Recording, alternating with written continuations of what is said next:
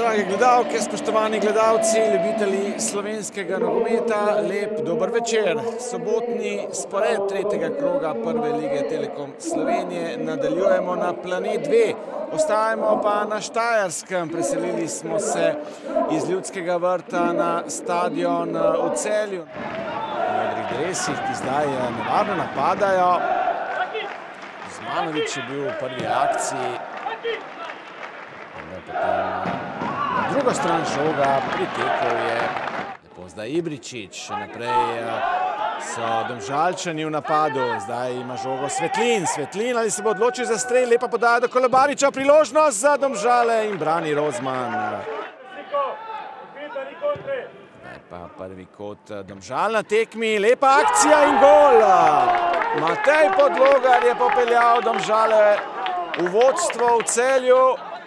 Po prekinitvi, po izvajanju kota, bil drug kot Senijad Ibričić je bil podajalec, strelec pa Matej Podlogar. Domžal, ki se je pred to sezono vrnil iz posoje pri drugoligašu Dobu.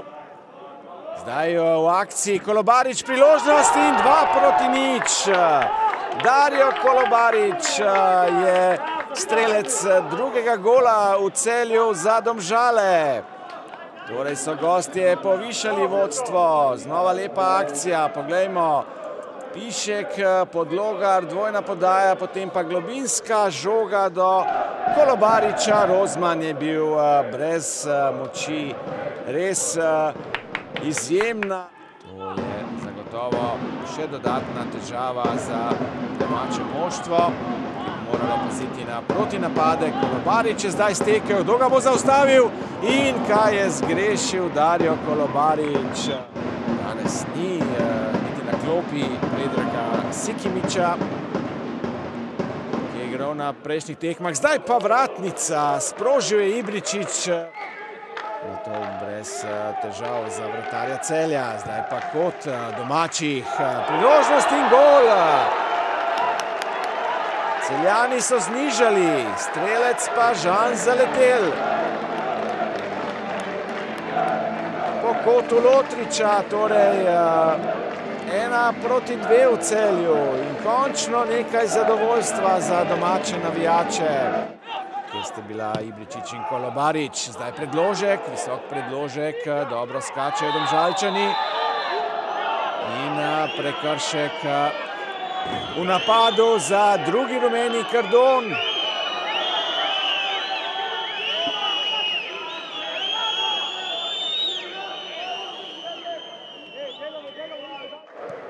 Z igralcem manj lovijo gol za izenačenje domači.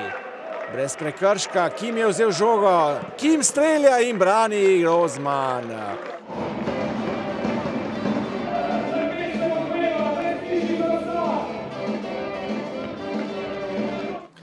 Dobro, v tekmo smo šli relativno dobro, nismo uspeli prvi zadet, kasneje smo dobili zadetek iz standardne situacije. Na to še drugega, nekako smo se v drugem polčasu probali vrniti v igro, premalo smo bili, medli, nek nogometni moment nam ni naklonjen v tem momentu in se je treba nekako preriniti čez to, biti bolj odločen, bolj čvrst na igrišču. Domžale so to naredile in so zmagale. Hvala za čestitke, predvsem grejo igralcem, ki so dejansko odgarali celo tekmo in skozi celotno tekmo so nekako nadzorovali, igrali tako, kot smo hoteli.